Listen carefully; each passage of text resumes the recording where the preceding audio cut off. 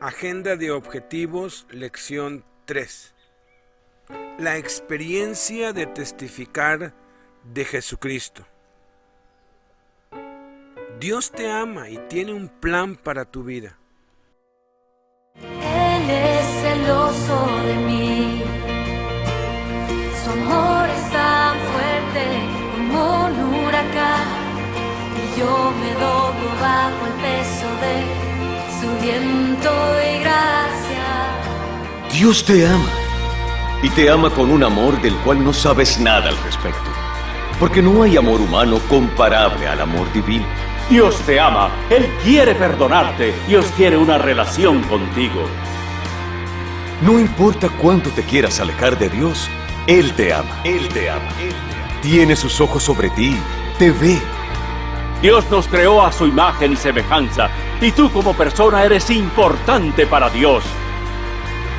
La Biblia dice que Dios tiene enumerado cada cabello de tu cabeza. Cada momento de tu vida es observado por Dios, por Dios.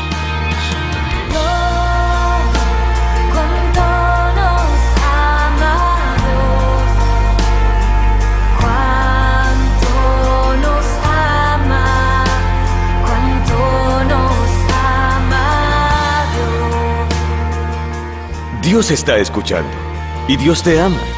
Él es tu amigo. Él te abrazará.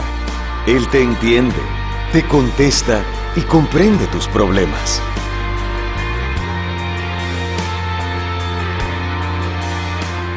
Dios te ama, y la Biblia dice que Él envió a su Hijo del cielo a esta tierra por ti. Jesucristo vino a la tierra para llevarse tus pecados a la cruz. Y Él hubiese muerto aunque fueses la única persona en la tierra. Él te ama. Jamás se te olvide que Él te ama. Te ama, te ama, te ama, te ama, te ama.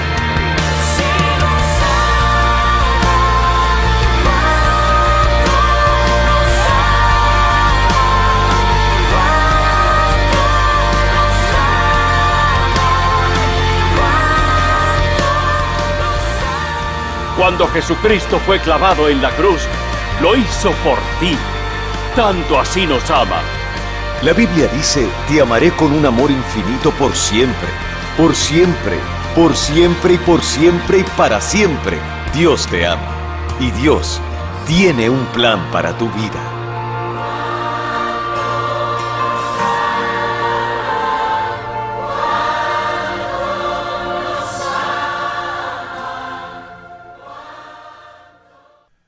Pero aquí está el problema.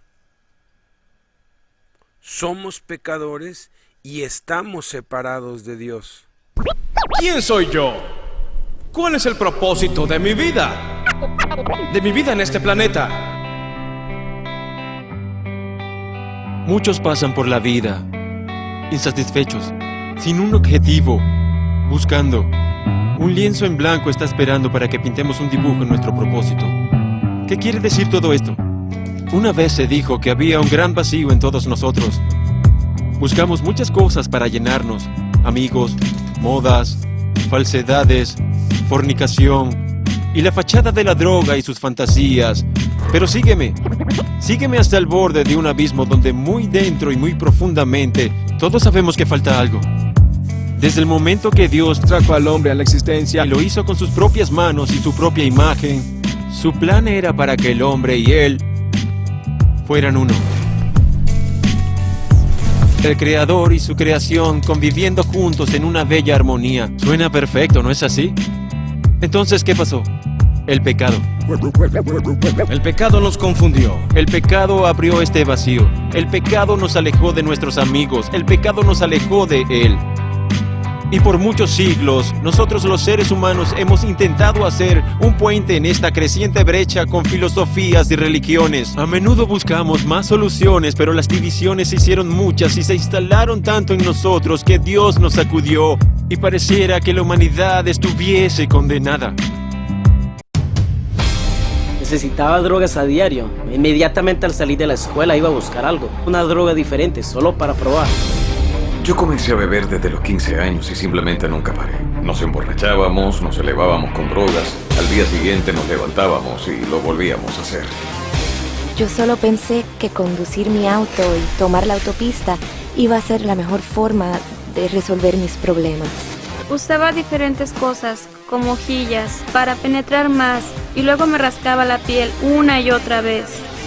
Un día llegué a un punto en el que exploté. Yo sabía que estaba infringiendo la ley y sabía que estaba arruinándole la vida a otras personas, pero no me importaba. Yo solo recuerdo que era como que había crecido llevando una vida salvaje y luego... me sentí tan infeliz, ¿sabes? Como vacío por dentro. Pero hay buenas noticias. Dios envió a su Hijo a morir por tus pecados. Y pareciera que la humanidad estuviese condenada. Hasta que un día, un niño nació en la ciudad de Belén, nuestro Salvador, Jesucristo nuestro Señor. Y hallaréis al niño envuelto en pañales, acostado en un pesebre. Pero este no era un niño ordinario. Él se hizo un chico, luego un hombre y después un predicador, y condujo a una multitud de gente con enseñanzas realmente radicales y extraordinarias como: ama a tus enemigos, ama a aquellos que te maldicen, preséntales tu otra mejilla. Es el más grande maestro que ha existido. Él no era un predicador ordinario. Como ven, el precio del pecado es la muerte, pero el regalo de Dios es vida eterna a través de Jesucristo, quien pagó por nuestros pecados. Él tuvo que pagar el precio. Le pusieron clavos en sus manos. Presionado y negado, lo colgaron alto y lo clavaron en una cruz por ti y por mí hace más de 2000 años. Negaron al Hijo de Dios, nuestro Cordero, asesinado antes de que el mundo comenzara, murió. Una de las más agonizantes muertes físicas que una persona pueda sufrir. Lo pusieron en la tumba de un amigo. Por 3 días su madre lloró y por 3 días sus discípulos corrieron. Pero gracias al Altísimo no es así como termina la historia, porque 3 gloriosos días después Jesús se levantó de entre los muertos. Pero este no fue un sacrificio ordinario, porque Él se convirtió en el camino, la verdad y la vida. Y ahora tenemos un camino al Padre a través de Él. A través de la cruz, ahora nosotros podemos cruzar como un puente ese abismo causado por el pecado que nos separa de Él. Nos está llamando, pero nosotros elegimos ir. Él nos ha dado todo el amor. Tanto amó Dios al mundo que envió a su único Hijo. Si nosotros solo creyéramos que Jesucristo pagó este precio... Jesús dijo, la verdad será revelada. No habrá más separación. No más miedo a la muerte, no más vacíos en nuestros corazones. Ahora podemos tener vida eterna. Dios le dio al hombre una elección. Él la acepta o la rechaza. Debes tomar una decisión para recibir a Jesús. Tienes que tomar una decisión para recibir a Jesús dentro de ti. ¿Qué debo hacer yo para tener vida eterna? El problema más grande que existe en el mundo de hoy es el pecado. ¿Qué lleva a la gente al odio, la lujuria y a la codicia? Es el pecado, es una enfermedad que todos tenemos. La Biblia dice: por cuanto todos pecaron y están destituidos de la gloria de Dios. Se pasaron del límite, han quebrantado la ley. Es su camino a la muerte espiritual, a la muerte eterna y al juicio. Pero Jesús dijo: yo puedo hacer algo al respecto. Yo puedo cambiar tu vida. Puedo hacer de ti una nueva persona. Jesús nos pidió que hiciéramos una elección. Él dijo que había 2 caminos en la vida, el camino angosto y el ancho, y tú debes escoger. Hay 2 destinos, el cielo y el infierno. ¿En cuál camino estás tú? ¿A qué maestro le sirves? No tengo que ser juzgado, no tengo que ir al infierno, no tengo que estar perdido. Mi alma ha sido redimida y voy al cielo. Pero primero, debo arrepentirme de mis pecados y recibir a Cristo como mi Señor y mi Salvador. Tienes que arrepentirte de tus pecados. Eso quiere decir que tienes que estar dispuesto a cambiar tu forma de ser. Puede que no tengas el poder para hacerlo, pero si te rindes a Cristo, Él te dará el poder. ¿Cuántos de ustedes aquí están arruinados, hastiados, pero no saben qué hacer? Si le dan su vida a Cristo esta noche, tendrán ayuda sobrenatural para romper esas cadenas que los atan. Dios no está esperando para juzgarlos. Dios no está esperando para condenarlos. Él está esperando para recibirlos con misericordia, con amor, con los brazos abiertos y perdonar todos sus pecados. ¿Saben? Hay solo unos pocos momentos en la vida cuando Jesús de Nazaret pasa frente a nosotros y tenemos una oportunidad como la que tenemos hoy para recibirlo. Puede que no la tengan mañana en lo que respecta a Dios. Hoy hay gente aquí que puede no estar viva mañana, puede que no oigan el Evangelio nuevamente de esta manera, o su corazón puede que no esté abierto a Dios. Vengan mientras puedan y no lo prolonguen más. Dios está esperándolos para darle la bienvenida con los brazos abiertos, para recibirlos cuando ustedes vengan a Él con arrepentimiento y fe. Es sencillo, y aún así, sus vidas pueden cambiar. Todo el cielo se regocijará.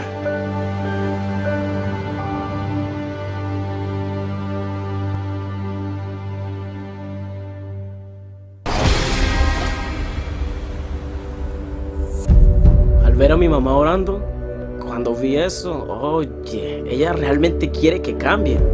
Yo realmente ya no tenía sentimientos, yo estaba como demasiado mal. Decía, si ella llora, que llore. Cuando pensé en eso, me dije, ¿qué sucede conmigo? Mi corazón se vio endurecido. El pastor nos dijo, tú sabes, si pasas tiempo con Cristo y le hablas, entonces todo lo malo de tu vida empezará a cambiar uno por uno. Ese es el trabajo de Jesús.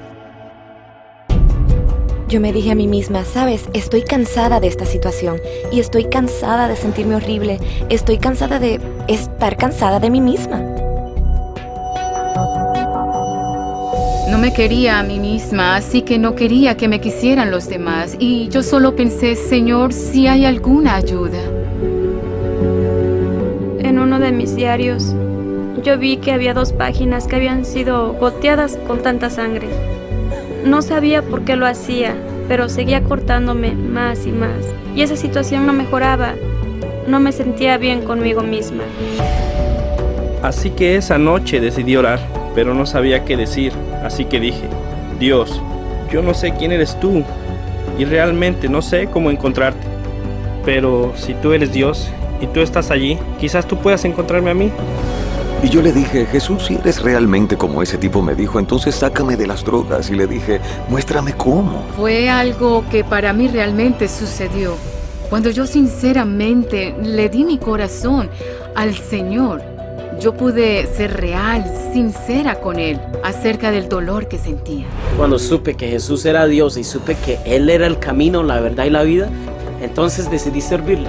Cuando tuve esa revelación, estaba de pie y le dije, Jesús, perdona mis errores. Y me sentí salvado, rescatado. Simplemente le dije al Señor, no quiero más ser así, te necesito, Señor. Quiero que me cambies, que me hagas nueva. Cuando llegué a Jesús, todo lo que podía traerle era basura. Necesitaba pedir perdón, necesitaba arrepentirme de mis pecados y tomar otro camino y ser abierto respecto a lo que Dios quería hacer. Yo pienso en la forma como me cortaba mi muñeca y a Jesús lo clavaron ahí. Así era la cicatriz que él tenía, aunque él no tuvo que hacerlo. Jesucristo dice, la esperanza es posible, está ahí y está bastante viva. Yo estaba segura de que había esperanza. Estaba segura de que alguien realmente me amaba por mí misma. No hay palabras para describir la paz que me inundó. Dios ha sido consistente y ha sido fiel y hace que lo ame hoy más que nunca. Dios me reveló a mí que Él oye llorar los corazones de la gente desesperada, sin importar dónde se encuentre.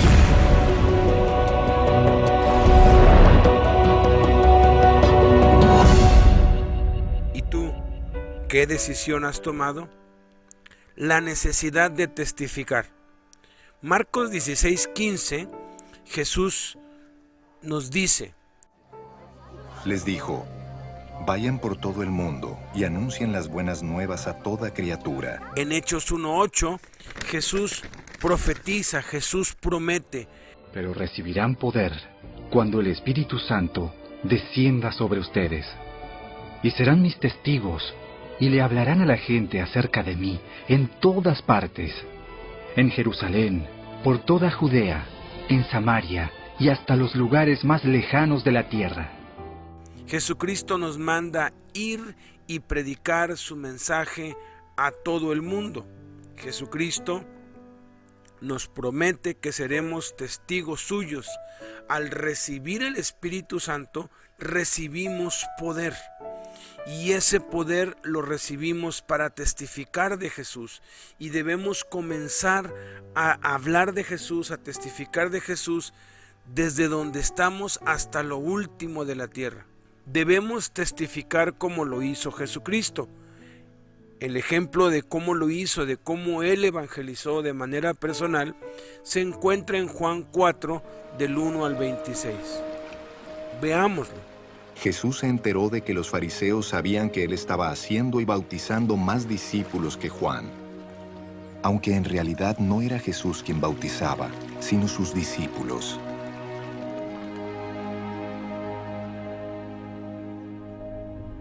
Por eso se fue de Judea y volvió otra vez a Galilea. Como tenía que pasar por Samaria, llegó a un pueblo samaritano llamado Sicar, cerca del terreno que Jacob le había dado a su hijo José. Allí estaba el pozo de Jacob. Jesús, fatigado del camino, se sentó junto al pozo. Era cerca del mediodía.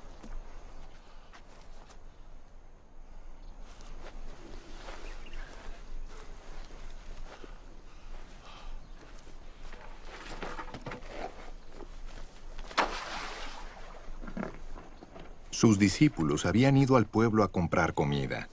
En eso llegó a sacar agua una mujer de Samaria, y Jesús le dijo: «Dame un poco de agua».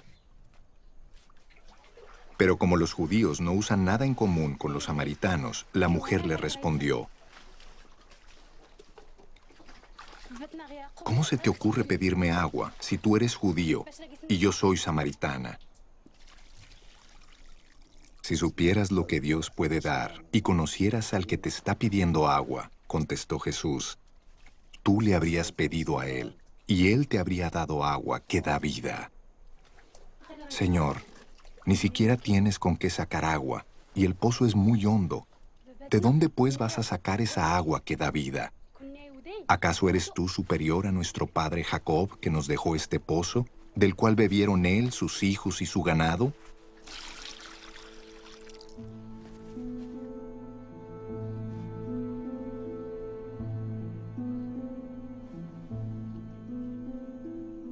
«Todo el que beba de esta agua volverá a tener sed», respondió Jesús.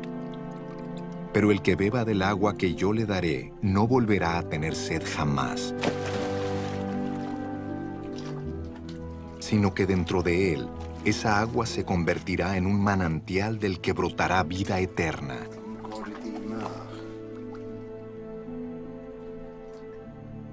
«Señor, dame de esa agua para que no vuelva a tener sed, ni siga viniendo aquí a sacarla».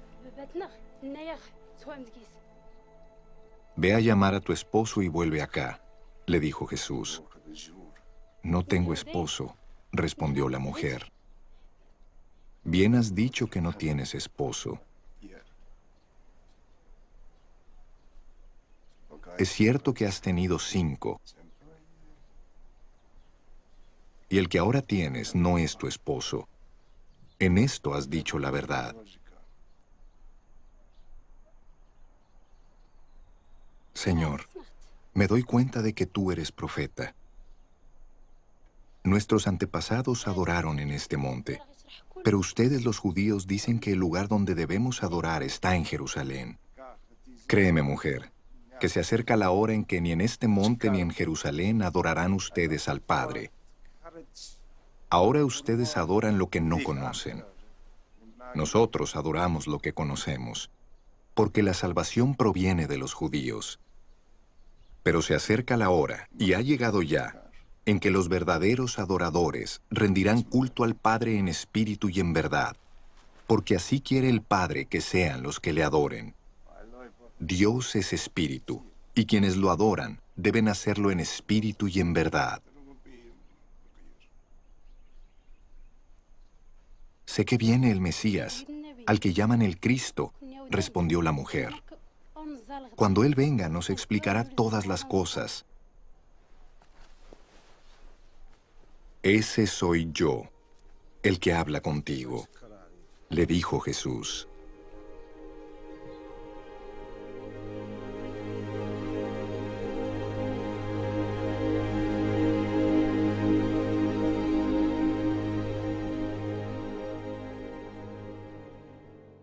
Jesucristo tomó la iniciativa del diálogo.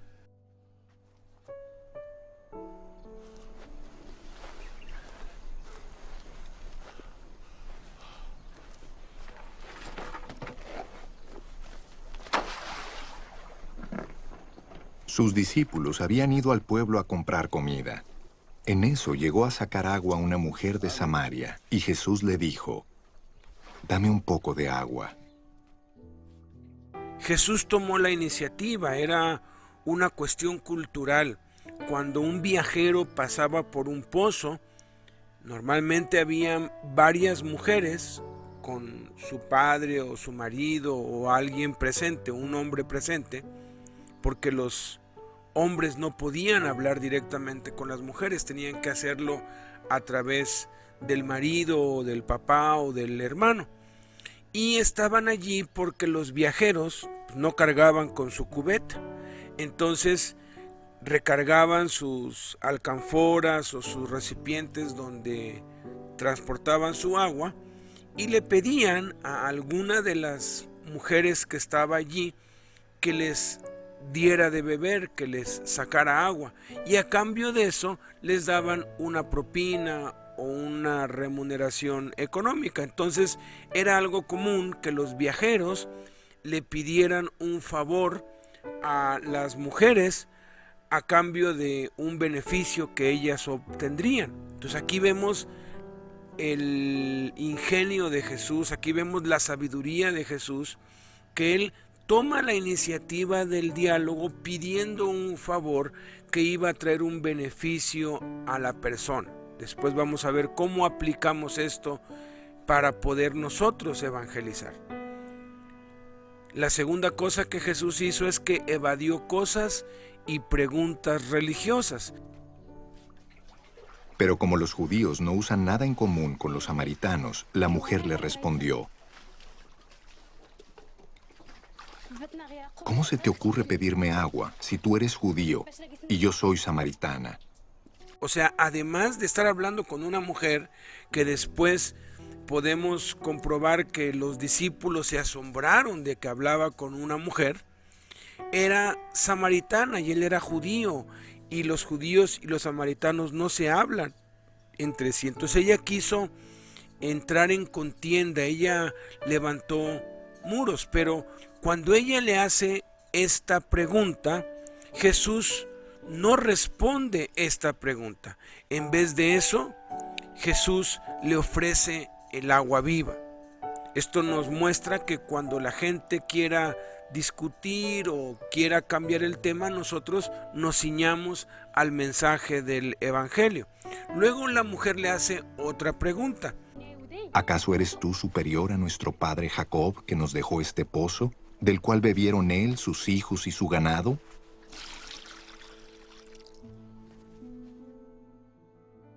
Aquí está levantando otra muralla, está poniendo otra excusa, está cuestionando, está confrontando. ¿Acaso eres mayor? ¿Tu religión es mejor que la mía? ¿Me estás hablando de una religión diferente? Observen cómo Jesús tampoco respondió a esta pregunta. Siguió hablando del agua viva. La gente siempre va a querer desviarnos del tema. Nosotros, con amabilidad, con inteligencia, debemos pasar por alto eso y seguir hablando con el tema. Una técnica que también utilizó Jesús para evadir preguntas que no quería contestar era contestar con otra pregunta. Si la gente me quiere confrontar o me quiere cambiar el tema preguntándome si creo en una cosa o creo en otra, lo que puedo hacer es volteárselas. ¿Qué es lo que usted cree? O si de pronto hablan de religión, pedirles, explíqueme usted sobre su religión. Y ya que uno desvía eso, puede uno continuar hablando de lo que tiene que hablar, que es de Jesús, las virtudes de Jesús y lo que Jesús ofrece. Nuestros antepasados adoraron en este monte, pero ustedes los judíos dicen que el lugar donde debemos adorar está en Jerusalén.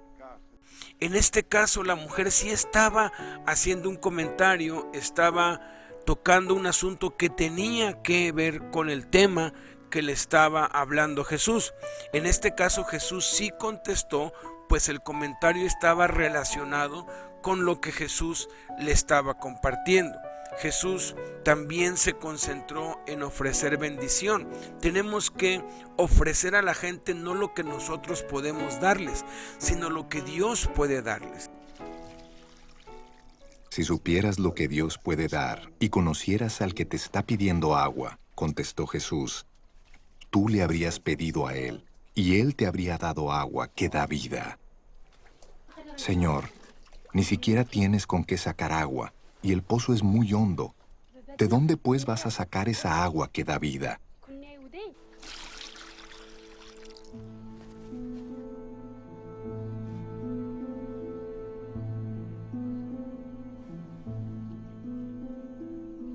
Todo el que beba de esta agua volverá a tener sed, respondió Jesús.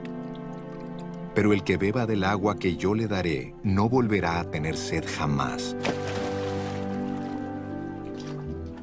sino que dentro de él esa agua se convertirá en un manantial del que brotará vida eterna.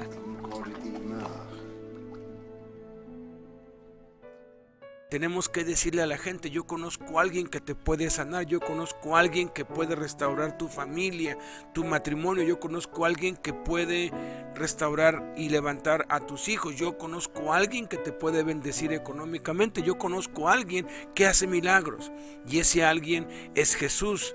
Y vaya que los hace, y vaya que cuando evangelizamos el poder de Dios se manifiesta, porque más interesado que nosotros es Dios en que la gente se salve, y la mayoría de las veces Dios ejecuta grandes milagros para demostrar su divinidad y que la gente pueda creer. Entonces tenemos que ser valientes, osados y ofrecer todo lo que ofrece Dios y lo que es capaz Jesucristo. Entonces Jesús le ofrece el agua viva. Él está comparando lo que los seres humanos buscamos para satisfacernos, y está Él ofreciendo lo único que nos puede satisfacer y que nos puede llenar, que es la salvación, que es Él mismo. Jesús entonces le explicó que Él era la fuente del agua viva y cuál era el resultado, que era la vida eterna. Sin embargo, tenemos que entender que debemos confrontar a las personas con su pecado. Jesús confrontó a la mujer con su situación cuando vio que ella mostró interés. Señor, dame de esa agua para que no vuelva a tener sed, ni siga viniendo aquí a sacarla. Ve a llamar a tu esposo y vuelve acá, le dijo Jesús. Cuando Jesús vio que mostró interés, entonces la confrontó con su pecado, y debemos hacer eso con todos aquellos a quienes les hablamos de Cristo, a quienes les compartimos las buenas nuevas, el Evangelio, pero lo tenemos que hacer con tacto, lo tenemos que hacer con amabilidad, lo tenemos que hacer con amor. Jesús conocía el pecado de ella, y entonces le dijo, ve y llama a tu marido y ven acá, sabiendo Jesús que ella no tenía marido. Entonces le dice la verdad en amor, porque la mujer responde con una mentira. La mujer abiertamente miente y le dice, no tengo marido. No tengo esposo, respondió la mujer. Bien has dicho que no tienes esposo. Es cierto que has tenido 5, y el que ahora tienes no es tu esposo. En esto has dicho la verdad. Pero vean, Jesús, en vez de llamarla mentirosa, en vez de reprenderla por su mentira, porque estaba mintiendo, le dice, bien has dicho, no tengo marido, porque 5 maridos has tenido, y el que ahora tienes no es tu marido.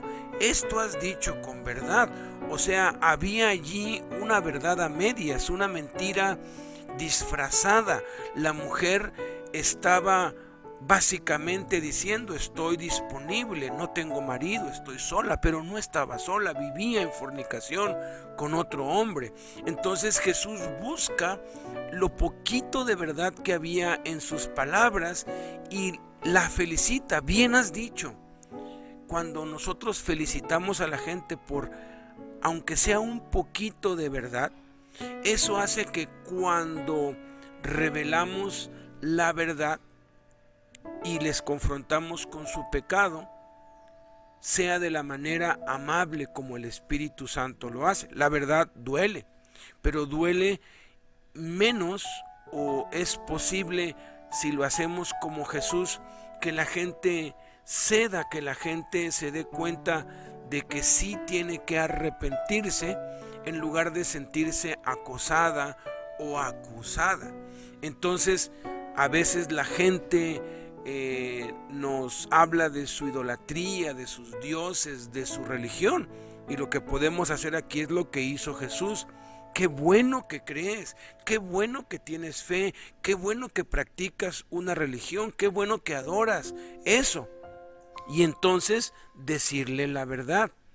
La palabra de Dios dice que los ídolos tienen ojos y no ven, tienen oídos y no oyen, tienen boca y no hablan.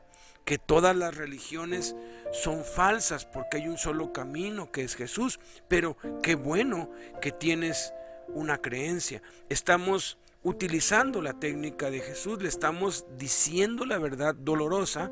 Sin embargo, estamos buscando algo bueno, algo positivo en esa persona. Hace muchos años, compartiendo yo esto en la penitenciaría de Santa Marta en la Ciudad de México, alguien me dijo, porque yo dije que podemos encontrar algo de bueno en cada persona, no importa qué tan malo sea alguien, podemos encontrar algo de bueno. Y me dijo: ¿qué de bueno puede tener la bruja? Había un interno a quien apodaban la bruja. Él se había quedado, por causa de su adicción a las drogas, se había quedado sin piernas, se había quedado ya sin la mayoría de sus dedos, su salud estaba totalmente deteriorada, vivía las 24 horas para drogarse, ya no pensaba en ninguna otra cosa más que en eso.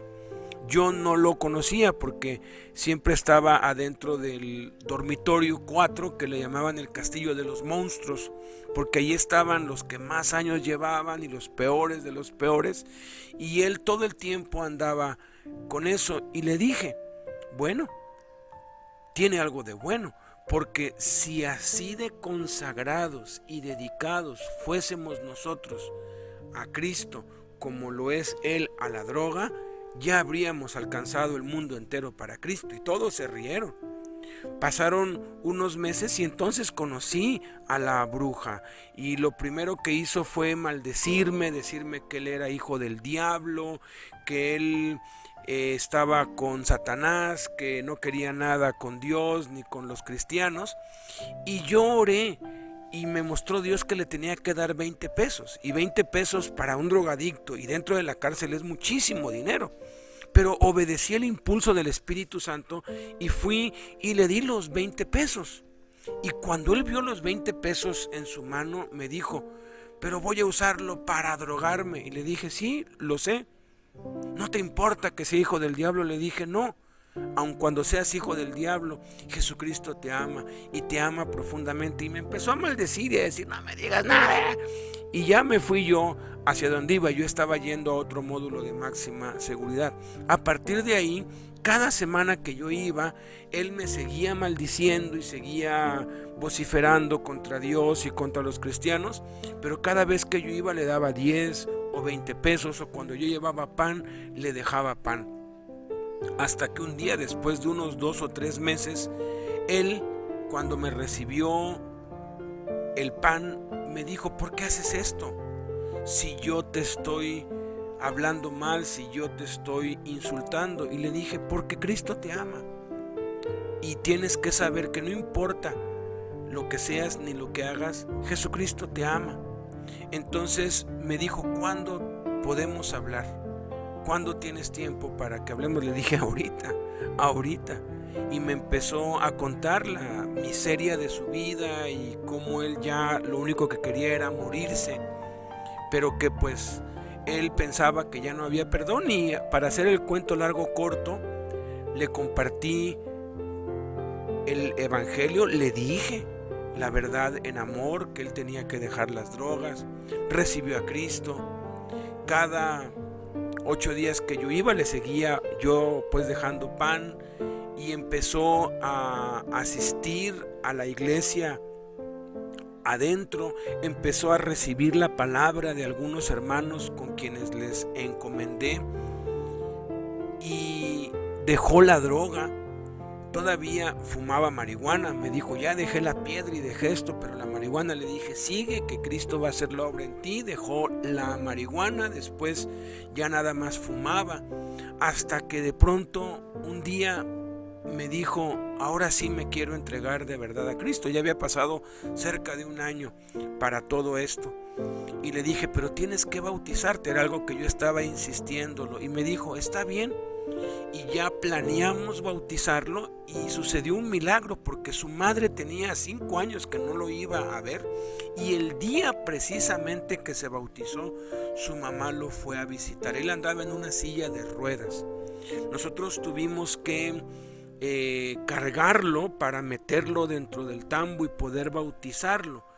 No olía feo, apestaba, era un hedor impresionantemente apestoso, pero después de ese día se empezó a bañar todos los días, cambió su aspecto, empezó a asistir a las reuniones, a los discipulados. La mamá se reconcilió con él, la familia se reconcilió con él, y al poco tiempo salió libre y se fue a una casa hogar donde le están dando atención buena, y él está hablando de Cristo a todo el mundo. Y así como antes se declaraba en público y vociferaba que era hijo del diablo, ahora le habla de Cristo a todas las personas. ¿No es maravilloso Dios? Cualquier persona, no importa qué tan hundida esté, puede recibir la salvación si nosotros con sabiduría tenemos amor y somos pacientes para con ellos. Aun cuando la mujer mintió abiertamente, repito, Jesús no la avergonzó, sino que halló lo poco de verdad que había dicho y le expuso su pecado, pero con mucho amor y tacto. Si hacemos esto, vamos a ganar a las personas para Cristo. Créeme, mujer, que se acerca la hora en que ni en este monte ni en Jerusalén adorarán ustedes al Padre. Ahora ustedes adoran lo que no conocen. Nosotros adoramos lo que conocemos, porque la salvación proviene de los judíos. Pero se acerca la hora, y ha llegado ya, en que los verdaderos adoradores rendirán culto al Padre en espíritu y en verdad, porque así quiere el Padre que sean los que le adoren. Dios es espíritu, y quienes lo adoran deben hacerlo en espíritu y en verdad. Sé que viene el Mesías, al que llaman el Cristo, respondió la mujer. Cuando Él venga nos explicará todas las cosas. Ese soy yo, el que habla contigo, le dijo Jesús.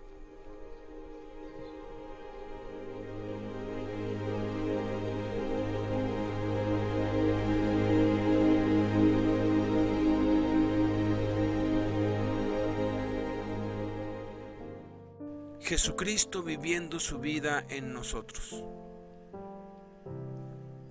La necesidad de recibir a Jesús. ¿Alguna vez has aceptado a Jesucristo como tu Salvador personal? Antes de responder, permíteme explicar la pregunta. Para entender bien esta pregunta, primero debes entender el significado de las palabras Jesucristo, Salvador y personal. ¿Quién es Jesucristo?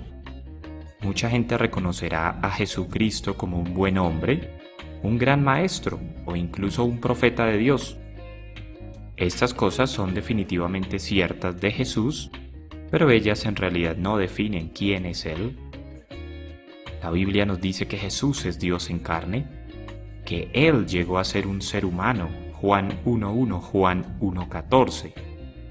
Jesús vino a la tierra para enseñar, sanar, corregir y perdonarnos y aún más para morir por nosotros. Jesucristo es Dios, el Creador, el Señor soberano.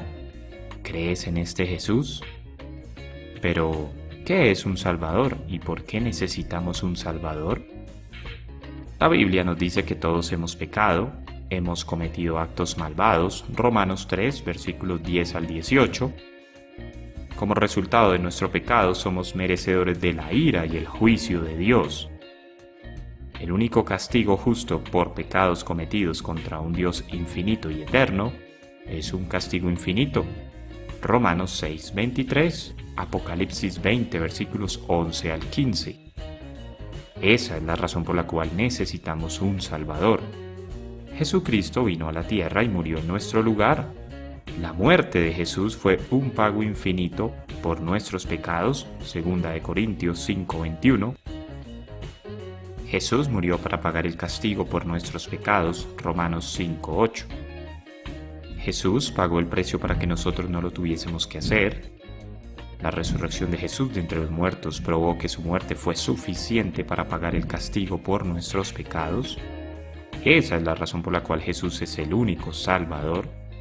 Juan 14:6, Hechos 4:12.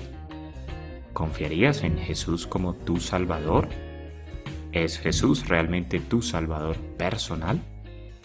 Mucha gente ve el cristianismo como el asistir a la iglesia, la celebración de rituales o el no cometer ciertos pecados. Pero eso no es el cristianismo. El verdadero cristianismo es una relación personal con Jesucristo. Aceptar a Jesús como tu Salvador personal es poner tu fe y confianza personalmente en Él. Ninguno es salvo por la fe de otros. Nadie es perdonado por hacer ciertas obras. El único camino para ser salvo es aceptar personalmente a Jesús como Salvador. Confiar en su muerte como el pago por tus pecados y en su resurrección como la garantía para tu vida eterna, Juan 3:16. ¿Es Jesús tu Salvador personal? Si quieres aceptar a Jesucristo como tu Salvador personal, dile a Dios las siguientes palabras. Recuerda, hacer esta oración o cualquier otra no te va a salvar. Es solamente el confiar en Cristo y en su obra consumada en la cruz lo que te puede librar de la muerte. Esta oración es simplemente una manera de expresar a Dios tu fe en Él y agradecerle por proveerle su salvación. Puedes repetir esta oración conmigo ahora. Dios, sé que he pecado contra ti y merezco el castigo, pero Jesucristo tomó el castigo que yo merecía y a través de la fe en Él yo puedo ser perdonado. Me aparto de mi pecado y pongo mi confianza en ti para la salvación. Acepto a Jesús como mi Salvador personal. Gracias por tu maravillosa gracia y perdón, el don de la vida eterna, en el nombre de Cristo. Amén. ¿Por qué es indispensable recibir a Jesús? Es indispensable recibir a Jesucristo para que entre a nuestro corazón y nos dé poder. Apocalipsis 3:20, Jesús dice: Mira, yo estoy a la puerta y llamo. Si oyes mi voz y abres la puerta, yo entraré y cenaremos juntos como amigos. Una de las principales razones por las que debemos recibir a Cristo es porque así Él nos da poder. Porque tenemos que entender y saber esto, que la vida cristiana no es difícil, la vida cristiana es humanamente imposible. Si analizamos la vida de Cristo, no hay ser humano que pueda vivir la vida de Cristo. Por eso es que mucha gente no se quiere acercar a Cristo, porque dice: no, es que a mí me es imposible hacer esto o dejar esto. Y tenemos que decirles: es que la vida cristiana no es difícil, es humanamente imposible. Jesucristo es el único que ha vivido y puede vivir esa vida. Por eso no se trata de que tú lo intentes, se trata de que Jesús entre a tu vida y haga el milagro y te dé el poder para vivir la vida que Él quiere que vivas. Por eso, para andar en el Espíritu, debo rendir mi voluntad totalmente a Cristo para que Él viva en mí. La segunda razón por lo cual es indispensable recibir a Cristo es para que viva su vida en nosotros. Gálatas 2:20 dice: Mi antiguo yo ha sido crucificado con Cristo. Ya no vivo yo, sino que Cristo vive en mí.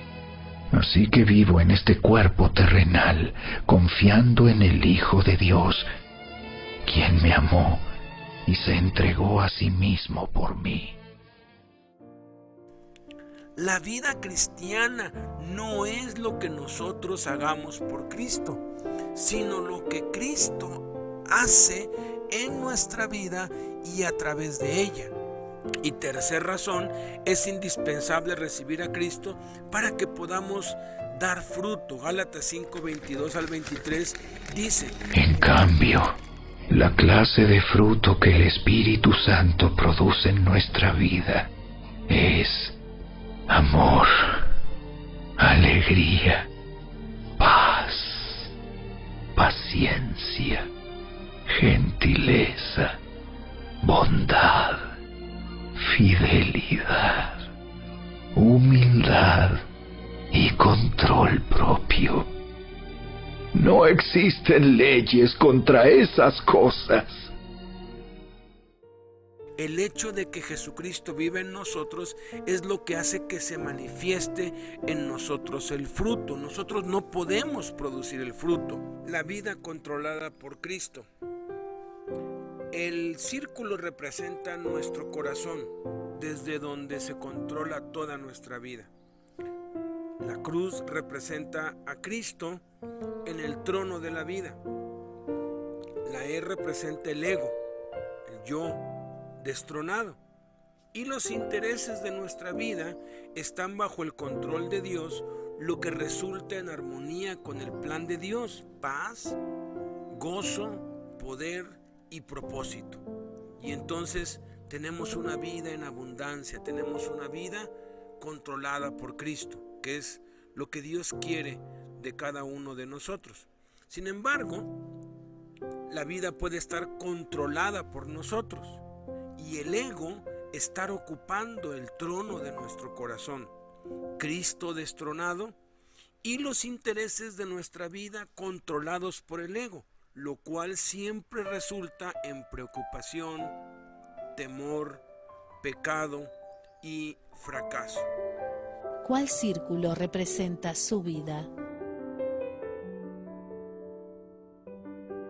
¿Cuál círculo le gustaría que representara su vida?